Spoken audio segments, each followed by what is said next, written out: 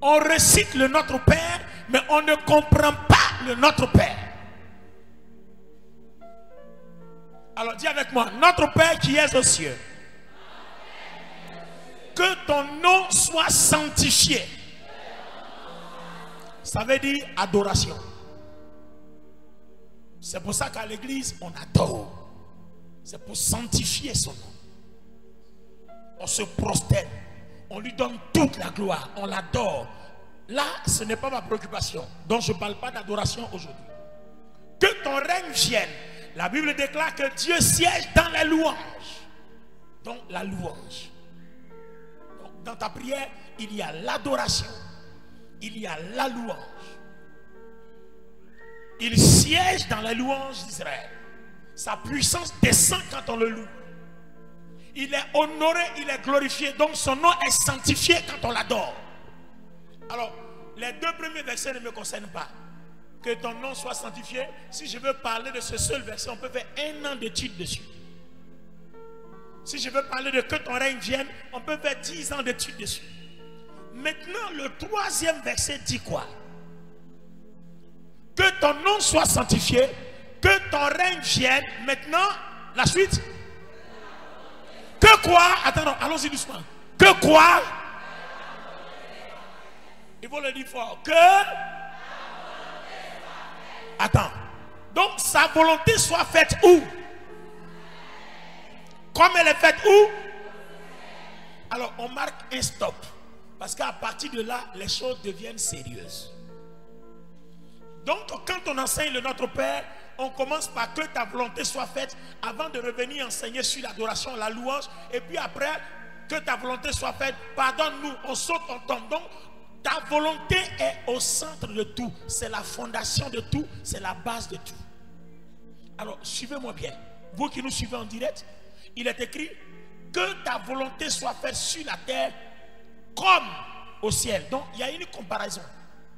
On compare la volonté de Dieu que nous voulons sur la terre à la volonté de Dieu qui est déjà faite au ciel. Donc, qu'est-ce qui est déjà fait au ciel qui doit être fait sur la terre? Voilà le problème. Il y a quelque chose qui est déjà fait au ciel. Quelque chose qui est déjà fait au ciel et qui doit être fait sur la terre. Est-ce que vous comprenez maintenant? Alors la question, qu'est-ce qui est fait au ciel qui mérite ou alors qui doit être fait sur la terre? Alors on est en train de comprendre quoi, pasteur? Il n'y a rien que tu vas faire sur la terre qui soit ta propre création. C'est quelque chose qui est déjà, dont la photocopie doit être faite sur la terre. Est-ce que l'Esprit de Dieu parle à quelqu'un? Partagez le direct, vous aurez sauvé la vie de quelqu'un. Partagez le direct, vous aurez sauvé la vie de quelqu'un. Écoutez, la Bible dit que notre force, notre arme, c'est la prière. Si nous prions beaucoup, nous pouvons déplacer les montagnes. Mais seulement, c'est que la Bible, la prière obéit à des normes. On ne prie pas comme ça. On prie pour que sa volonté soit faite comme elle est faite au ciel. C'est-à-dire quelque chose existe au ciel et la photocopie, la copie conforme doit être faite aussi sur la terre. Alors les amis, on parle de quoi?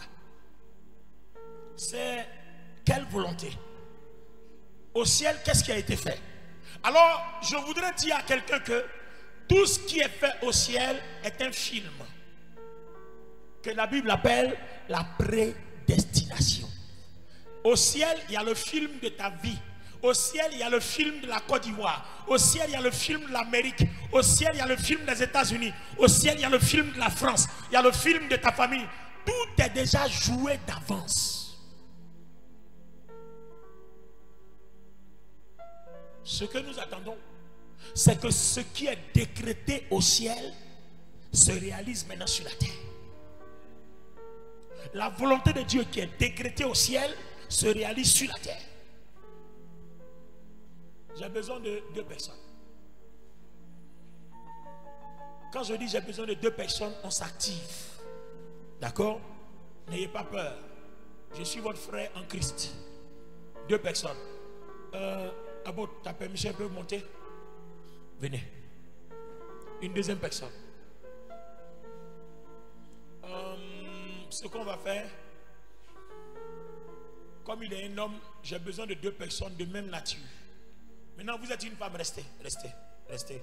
J'ai besoin d'un autre homme et d'une autre femme.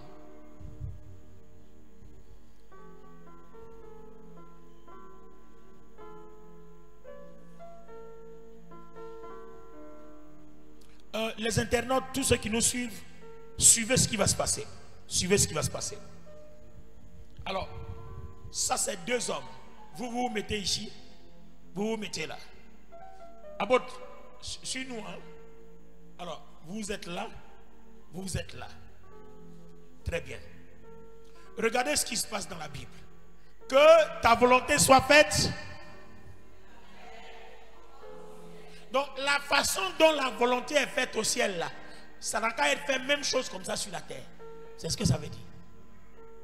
Donc, qu'est-ce qui est déjà fait au ciel qui doit se faire même chose sur la terre? Je parle terre à terre. Ok? Alors, je vais prendre un verset. Un verset. Alors, Jérémie le chapitre 1. Jérémie le chapitre 1. Jérémie le chapitre 1. Quelqu'un peut nous... Jérémie le chapitre 1. J'ai besoin que quelqu'un m'aide rapidement. Jérémie le chapitre 1. Du premier verset jusqu'au verset 5. Jérémie.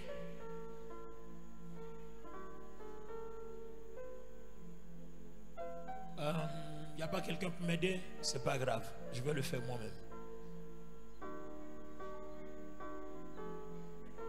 Alors Jérémie le chapitre 1. Je lis la parole. Jérémie chapitre 1, à partir du verset 1. Parole de Jérémie, fils de Hilkija, l'un des sacrificateurs d'Anathoth dans le pays de Benjamin. La parole de l'Éternel lui fut adressée au temps de Josias, fils d'Amon, roi de Juda, la 13e année de son règne, et au temps de Joachim, fils de Josias, roi de Juda, jusqu'à la fin de la 11e année de Sédécias, fils de Josias, roi de Juda, jusqu'à l'époque où Jérusalem fut emmenée en captivité au 5e mois. La parole de l'Éternel me fut adressée en ces mots.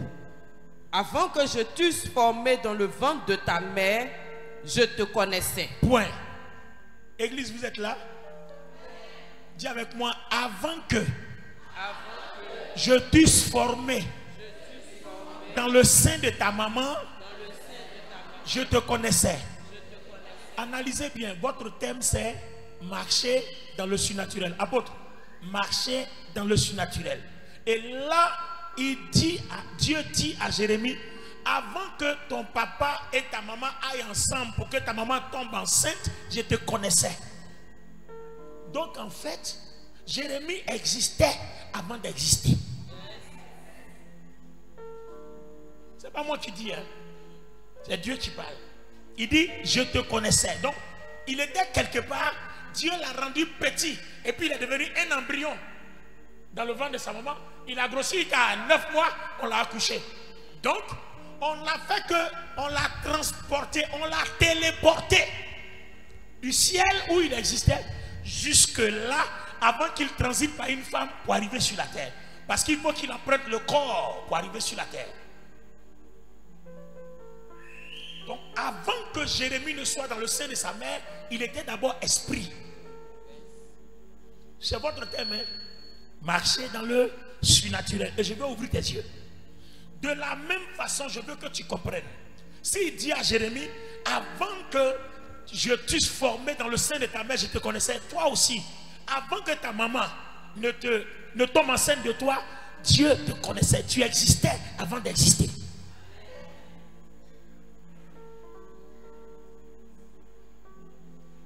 Maintenant, si tu existais, tu existais pour faire quelque chose. Et c'est cette chose-là que Dieu veut que tu reproduises sur la terre. Donc vous comprenez que quand vous naissez, votre vie n'est pas un hasard. C'est un film qui est déjà tracé. Vous devez être la copie conforme de ce film. Alors pour confirmer ce que je dis, la suite dit quoi? Et avant que tu fusses sorti de son sein, je t'avais consacré, je t'avais établi prophète des nations. Donc avant même que ta maman accouche, ce que j'ai prévu pour toi, c'est que tu sois prophète des nations. Donc à partir du moment où depuis dans le ciel, il est décrété prophète des nations, il ne peut plus être médecin sur la terre. Vous êtes là, église? Ce que je suis en train de dire doit t'intéresser. Parce que si tu ne comprends pas ce message, ne prie plus parce que ce n'est même pas la peine. C'est pour ça que tu pries et puis ça ne marche pas. Si tu n'as pas compris ce message, ne prie plus. Dieu dit, avant que sa maman l'accouche, avant même que sa maman tombe enceinte, il dit, il connaît Jérémie. Toi aussi, avant que ta maman ne tombe enceinte de toi, Dieu te connaissait. Ça veut dire que tu existais. Et il dit, avant que ta maman t'accouche, lui, Jérémie, Dieu l'avait déjà établi prophète des nations. Ça veut dire que toi, tu m'écoutes, avant que ta maman t'accouche, Dieu t'a établi quelque chose. Donc sur la terre, tu ne peux pas faire autre chose que ce qui existe déjà dans le ciel pour toi. Ça veut dire que si tu dois prier, c'est de demander à Dieu de réaliser ce qu'il a décrété en haut pour que ça arrive sur la terre. Si tu pries pour autre chose, ça ne marchera pas. Seigneur, donne-moi voiture. Seigneur, donne-moi maison. Seigneur, donne-moi... Non, on dit, tu es prophète des nations. Prie jusqu'à ce que tu sois prophète des nations.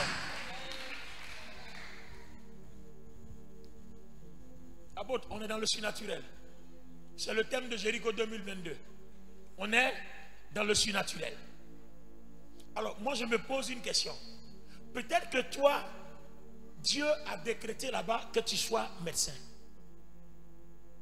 Et puis, arrivé sur la terre, tu veux devenir prophétesse. Donc, tu comprends comment tu vas souffrir? Parce que Dieu ne t'accompagnera pas dans le processus. Pourquoi? Parce que la prière du Notre Père dit que ta volonté soit faite sur la terre comme elle est faite au ciel. Au ciel, on a dit que tu es médecin. Et puis sur la terre, tu veux être prophète. Ça ne peut pas marcher. Donc, tes prières ne s'exauceront jamais. Par contre, si tu commences à dire à Dieu, ce que tu as déclaré de moi, accomplis-le. Les personnes qui doivent m'aider à devenir ce que tu as déclaré, amène-les vers moi. Ces personnes-là viendront.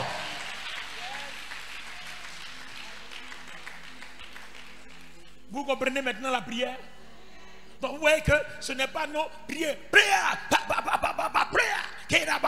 Prière. Maintenant tout cela c'est pourquoi? Maintenant quand tu es en train de faire prière, l'objectif c'est de devenir ce que Dieu a demandé que tu sois. Alors vous voyez qu'à partir de là, la prière devient concrète. Vous savez pourquoi on n'a pas envie de prier? Je disais à quelqu'un, vous savez pourquoi on n'a pas envie de prier? Parce que tant que je ne sais pas que prier c'est construire ma propre vie, je n'aurai jamais envie de prier. Tant que je ne sais pas que prier c'est construire ma propre vie, je n'aurai jamais envie de prier. C'est pour ça qu'il y a des gens qui ne peuvent même pas faire 5 minutes de prière, ne peuvent même pas faire 10 minutes de prière, ne peuvent même pas faire 15 minutes de prière. Mais quand le chômage m'a tapé, la galère m'a tapé, et que je sais que moi-même, je suis déjà quelque chose, alors que je suis en train de souffrir, pendant que par la prière, je peux reproduire ce que je suis sur la terre, mais je ne vais pas dormir. Matin, je prie comme Daniel. À midi, je prie. Le soir, je prie. 3 fois, je me prosterne. Parce qu'il faut que ce que je suis dans le surnaturel soit dans le naturel.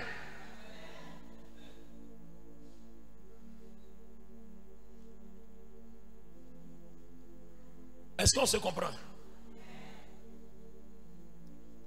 C'est pour ça que la prière a un intérêt pour ta vie quand tu as tout compris. Et si vraiment vous priez pour reproduire ce que vous êtes spirituellement, vous devez comprendre que le film de votre vie est déjà tracé. C'est ce que la Bible appelle la prédestination. Tu es déjà prédestiné à être prophète des nations. Tu ne peux plus te prédestiner à être infirmier, infirmière, sage-femme. Ce n'est pas possible. Termine le verset, on va voir. Et puis je reprends mes exemples et on va prier. Je répondis, ah Seigneur éternel, voici je ne sais point parler, car je suis un enfant.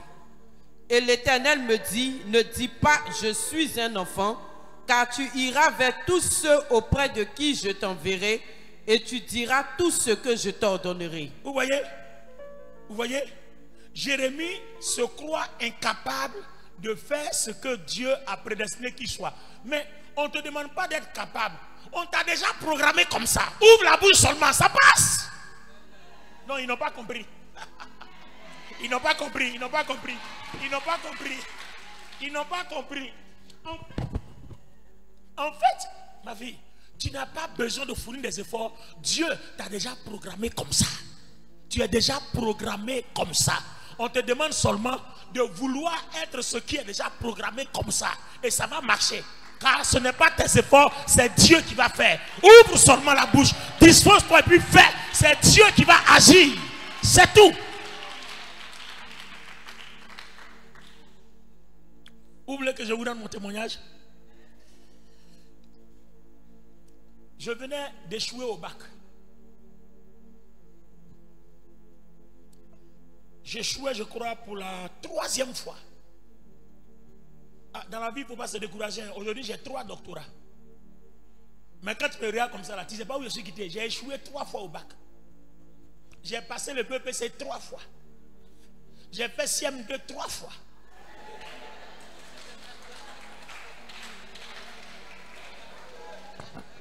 Et aujourd'hui, pour me faire plaisir, le Seigneur a permis que j'ai aussi 3 doctorats. Donc, je marche dans le chiffre 3. 3 fois CM2, 3 fois 3e, 3 fois terminale, et puis 3 fois docteur. Docteur en théologie, docteur en divinité, et puis PhD en philosophie des religions. Et puis je n'ai pas encore fini. Hein. Là, je suis en train de préparer un autre en communication. Ce n'est pas encore fini. Donc vous voyez que dans la vie, il ne faut pas chercher à être ce que Dieu n'a pas programmé. Si j'avais eu le bac à l'époque, il y avait une filière qui était dans ma tête. Mais l'échec au bac a fait que je suis rentré dans la filière théologique. Et vous savez comment? C'est quand j'ai rencontré mon père spirituel, le prophète Kakou Sévérin, il m'a regardé et puis il dit, toi, Dieu dit, parce que j'avais eu un truc de loterie pour aller aux États-Unis poursuivre mes études. Donc, j'étais chaud pour partir. Quand je rencontre mon père spirituel qui dit, tu vas aller aux États-Unis pour étudier, Dieu dit, si tu vas, tes études te conduiront au chômage. Mais c'est l'évangile qui va t'envoyer aux États-Unis. Parce que toi, tu es né pour servir Dieu. C'est en ce moment-là que je comprends, comme Jérémie, que quelque chose a été programmé pour moi, que je dois chercher à être. Alors je commence à me poser la question, comment je vais prêcher? Comment je vais faire? Comment je vais faire? Mais aujourd'hui là, on m'a dit c'est l'évangile qui va m'envoyer aux États-Unis. Toi, pour aller aux États-Unis, tu souffres. Mais moi je vais aux États-Unis comme à Djamé, parce que j'ai la nationalité française, je ne prends pas visa bâti là-bas. Donc tu comprends que Dieu qui m'a prédestiné comme ça, et comme je n'ai pas résisté à être ce que Dieu veut que je sois, il a facilité les choses. Tout ce que je dois avoir pour être ce qui est tracé, Dieu lui-même l'a disposé. Et c'est ce que tu vas faire ce soir dans la prière.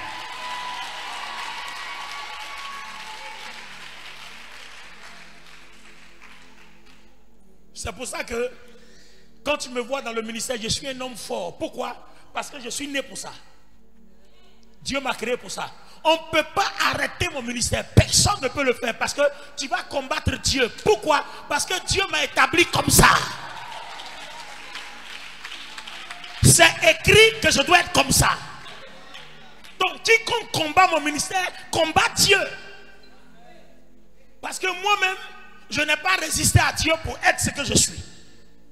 Donc celui qui veut m'éteindre, combat Dieu. Et Dieu va te combattre jusqu'à t'éteindre. Mais moi je vais triompher parce que c'est ma destinée. J'ai été programmé à être comme ça.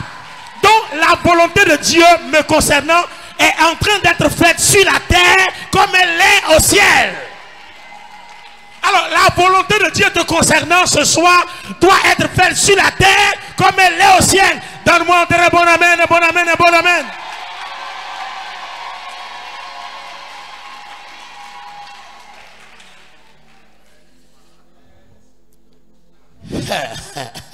J'espère qu'un internaute comprend le message.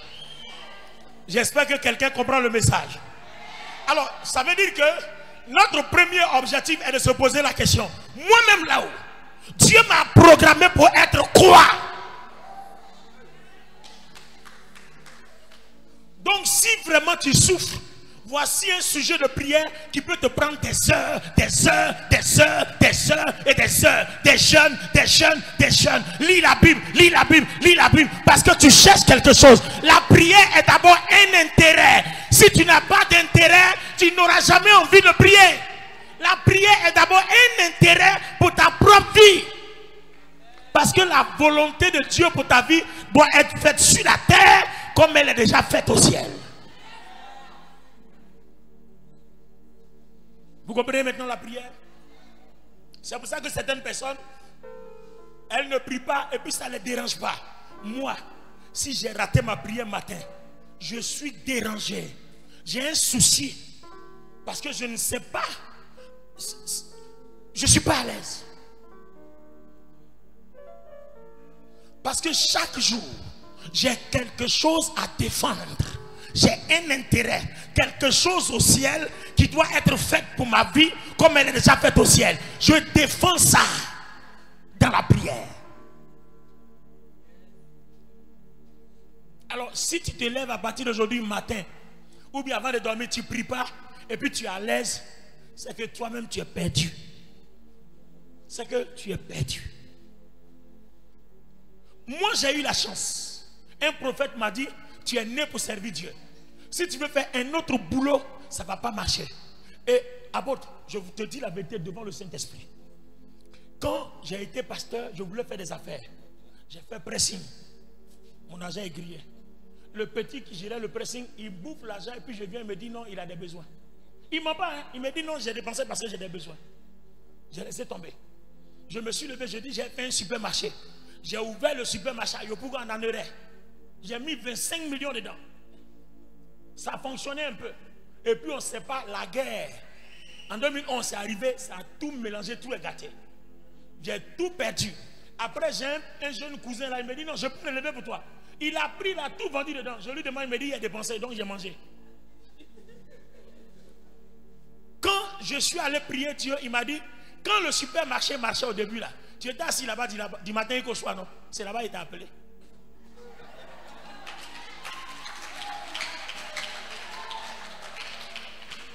Ah, parce que quand je me lève matin, je suis assis là-bas pour veiller sur mon investissement. Il fallait que je rembourse mes 25 millions. Donc Dieu a fermé ça. Je lui pose question, il me demande, c'est là-bas qu'il t'a appelé. Tous les matins tu te lèves, tu es assis là-bas. C'est ton travail.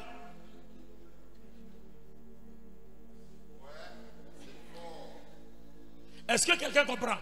Donc vous voyez, il y a des choses que nous faisons qui ne nous réussissent pas. Ce n'est pas les sorciers. Nous sommes en déphasage avec notre prédestination céleste. Ce que Dieu, la volonté de Dieu nous concernant au ciel, par rapport à ce que tu fais sur la terre, vous êtes en déphasage. Donc ça ne prend pas. Si tu souffres, aujourd'hui, revois ta souffrance. C'est vrai, on t'a beaucoup enseigné sur la prière. Hein. Aujourd'hui, il faut écouter pour moi là. Amen. Ah, il m'a créé pour ça. Oh. Je suis docteur de ça. Il m'a créé pour ça. Donc tu as écouté beaucoup en prière. Aujourd'hui, il faut écouter pour moi. Parce que pour moi, là, ça va te changer. Quand tu vas sortir ici, si tu ne pries pas, tu vas être malade. Écoutez, il n'y a personne sur cette terre qui est né pour souffrir. Ça n'existe pas. Moi, quand je lis ma Bible, il n'y a personne sur la terre que Dieu a créé pour souffrir. Ça n'existe pas. Le Seigneur Jésus a dit, on prie, on ne reçoit pas parce qu'on prie mal. On demande, on ne reçoit pas parce qu'on demande mal. Alors si on demande mal, ça veut dire qu'on ne comprend rien.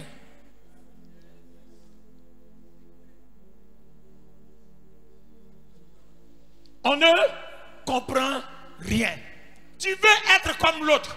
Ah, mon chéri, tu vois pas, regarde nos voisins là. C'est la femme, hein. Le monsieur a BMW, va payer BMW. Oh, pour toi, au ciel, là même, là, c'est Mercedes. Tu veux BMW. Donc, vous voyez, on vit en fonction de nos envies, nos convoitises. On a oublié qu'il y a un plan de Dieu attaché à notre vie. On a oublié qu'il y a un programme de Dieu attaché à notre vie. On a oublié qu'il y a une volonté de Dieu attachée à notre vie. Ce soir, tu vas te lever et la volonté de Dieu, quelle que soit, elle doit s'accomplir dans ta vie sur cette terre comme elle est déjà faite au ciel.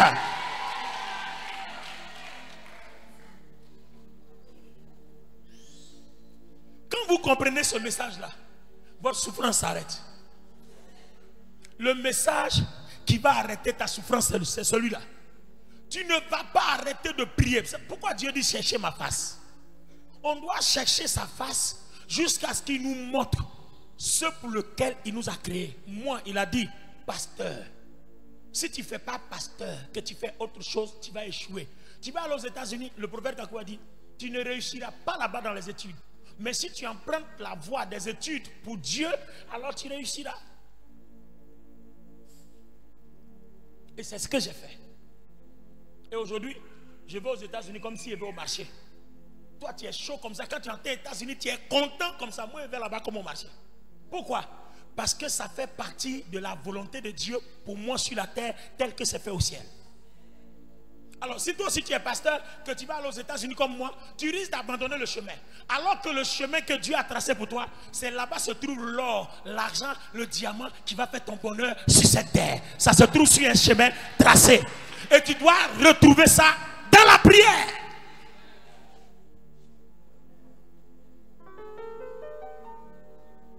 Faut pas faire comme moi. Demandez à mes enfants spirituels. Je ne copie jamais sur mes collègues pasteurs. Je n'envie jamais personne. Il y en a qui sont milliardaires, il y en a qui sont multimillionnaires. Moi, mes petits là, je me contente de ça parce que je continue de chercher Dieu pour réaliser pleinement ce que Dieu a attaché à sa volonté au ciel et pour que ça se réalise sur ma vie, tel sur la terre comme au ciel. Alors, regardez la démarche, l'exemple, et puis on va prier. Alors, je souhaiterais qu'aujourd'hui, quelqu'un prie. Quelqu'un prie, tu vas prier. Tu vas dire à Dieu, moi-même là, depuis je souffre. Hey Dieu, pourquoi je n'ai pas compris ce message-là tôt? Je vais jeûner, je vais prier, jusqu'à ce que Seigneur, tu me parles. Il y a un monsieur qui souffrait comme ça aussi. Et puis un jour, Dieu lui a dit, il a prié, jeûné, prié. Tu sais ce qui s'est passé? Il a entendu la voix de Dieu qui lui dit, il faut vendre des boutons. Vendre des boutons. Tu vois, boutons chemise. Il faut vendre des boutons, boutons des chemises là. Alors le frère a commencé à aller chez les grossistes. Il a payé des boutons. 1000 francs, 2000, 3000. Même si tu es pauvre, ça là tu peux trouver. Et il prend, il se promène chez les couturiers. Ce qui paye à 10 francs, il vend à 25 francs. Donc il fait son bénéfice, un peu. Au fur et à mesure, il a commencé à augmenter son stock. Aujourd'hui où je vous parle là, lui-même il est fabricant de boutons.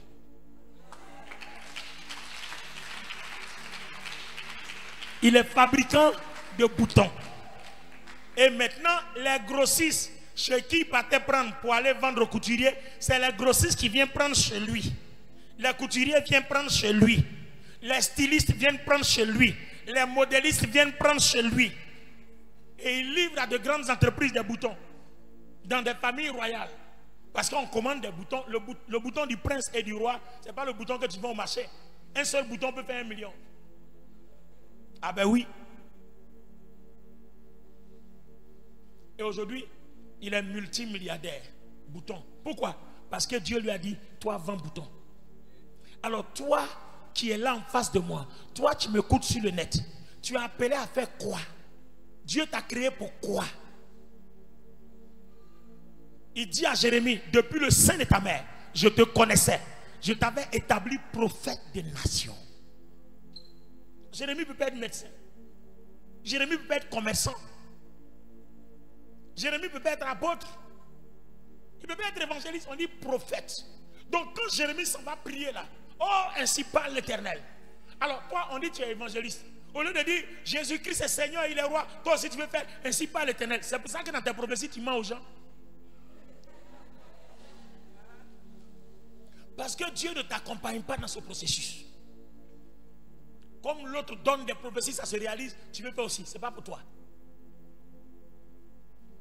Vous voulez qu'il dise ce que votre papa a appelé à faire?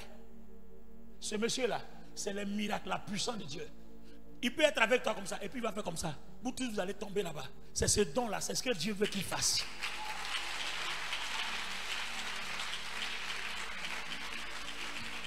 Quand je suis arrivé ici, la première prophétie que je lui ai donnée, attends, témoigne devant tes fidèles, c'était quoi?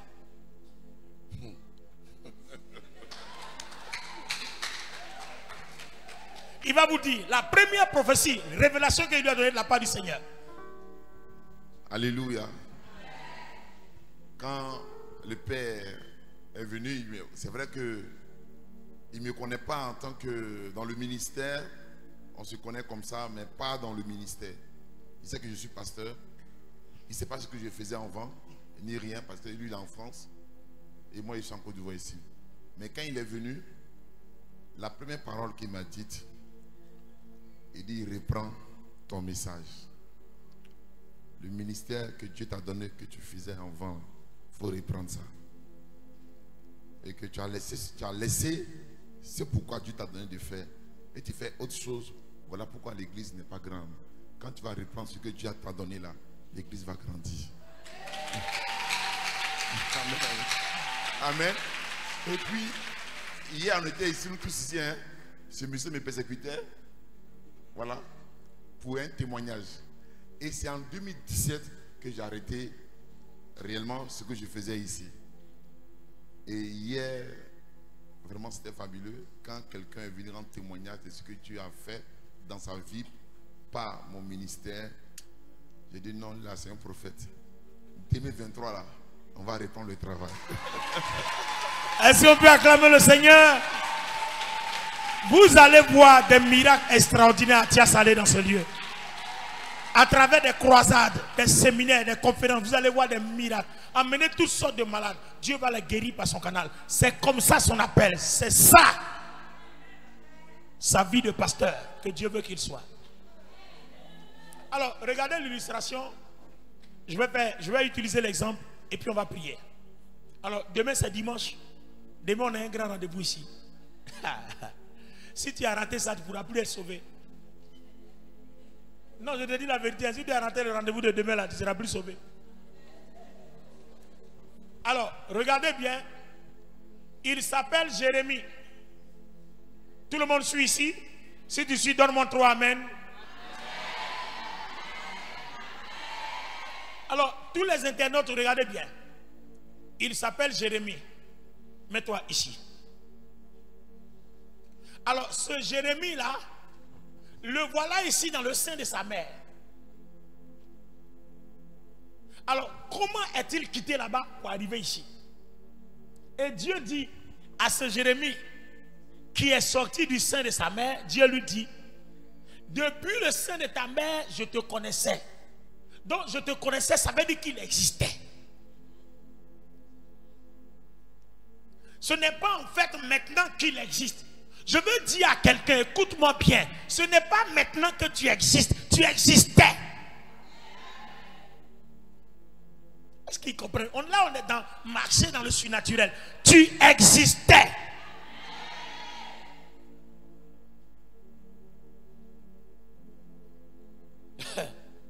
Il dit, avant que tu sois dans le sein de ta mère, je te connaissais. Attends, comment on peut connaître quelqu'un qui n'existe pas?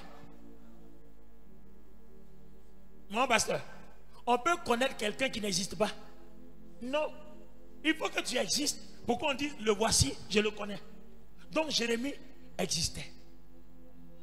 Alors, celui qui existe dans le surnaturel, on utilise un homme et une femme qui vont ensemble et Dieu va se saisir du spermatozoïde pour téléporter le Jérémie existant jusque là. c'est ce que Dieu a fait de toi.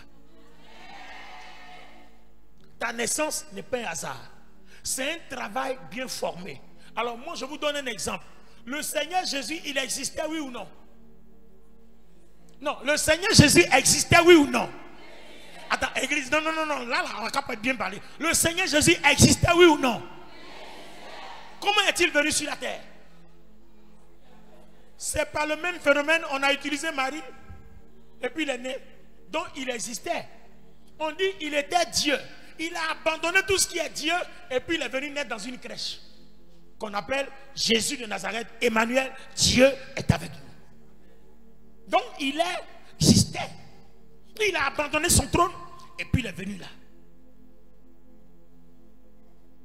Vous êtes en train de comprendre que ce que tu étais, c'est ce qui est transposé ici. Donc en fait, Jésus dit, si vous me voyez, vous avez vu le Père. Parce que je suis dans le Père et le Père est en moi. Donc en fait, le Jésus spirituel, surnaturel, on a pris un corps qui l'enveloppe. Donc quand tu nais, ce n'est qu'un corps qui enveloppe l'esprit qui existait. C'est pour ça qu'en toi, il y a un corps et un esprit.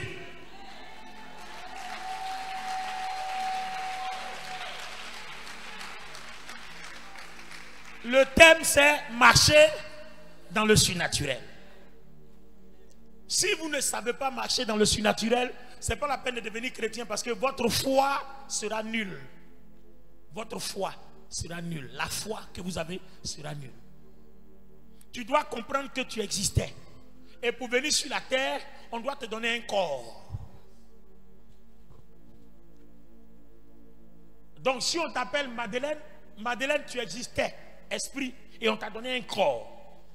Et quand on donne un corps, pour que l'esprit et le corps puissent aller ensemble pour refléter la personnalité divine et la personnalité charnelle, Dieu met entre l'esprit et le corps, c'est quelque chose qu'on appelle l'âme, qui crée la fusion entre le corps qui est charnel et l'esprit qui est spirituel. Donc c'est l'âme qui crée la fusion. Et dans l'âme se trouve ta volonté à toi, qui doit se soumettre à la volonté de Dieu pour que ce qui est en haut dans le ciel soit fait dans ta vie sur la terre. Donc si vous remarquez bien, le jour où vous mourrez, l'enveloppe là, on l'enlève. Et puis la Bible dit quoi? L'âme retourne vers, l'esprit retourne vers son créateur. Et le Seigneur Jésus a dit la même chose. Seigneur, entre tes mains, je remets mon esprit. Entre tes mains, je remets mon esprit. Ce qu'il était là, on a appris ça. Donc en fait, dans le tombeau là, il n'était pas là-bas. C'est la chair qui était dans le tombeau, mais l'esprit était en train de faire un travail ailleurs.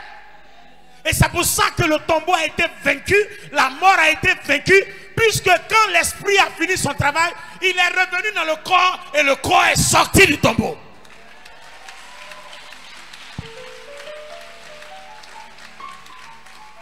Alors, le jour où chacun de vous va mourir, Dieu va prendre l'esprit là, lui donner notre corps et tu vas vivre comme si tu étais la même personne. Il n'y a aucun changement. Voilà l'espoir que nous avons de la rédemption en Christ. Si vous ne connaissez pas ça, votre foi ne vaut rien. Donnez-moi un bon amen. Donnez-moi un amen puissant. Donnez-moi un amen fort. Alors, Église, c'est la même chose. Là, allons-y, allons-y. Psaume 139. Psaume 139. Versets 15 à 16. Verset 15 à 16 dit: Mon corps n'était point caché devant toi. Mon corps n'était point caché devant toi. Lorsque j'ai été fait dans un lieu secret. Lorsque j'ai été fait dans un lieu secret. Tissé dans les profondeurs de la terre. Quand je n'étais qu'une masse informe. Tes yeux me voyaient. Et sur ton livre étaient tous inscrits les jours qui m'étaient destinés avant qu'aucun d'eux n'existât. Voilà. Vous voyez, il existait.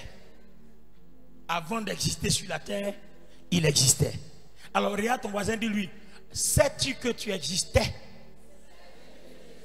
avant d'exister sur la terre. Alors les amis, regardez bien. Le diable, l'ennemi, tous ces sorciers-là, ils connaissent ce phénomène. C'est pour ça qu'ils vous perturbent.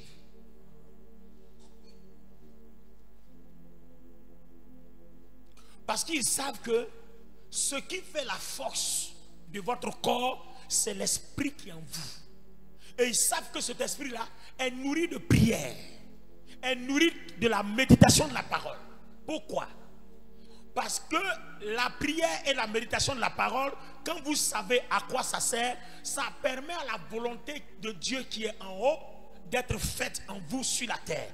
Et c'est ce que le diable n'aime pas. C'est pour ça qu'à chaque fois, il vous envoie ailleurs. Sinon, si nous restons focalisés, personne ne souffrira sur la terre.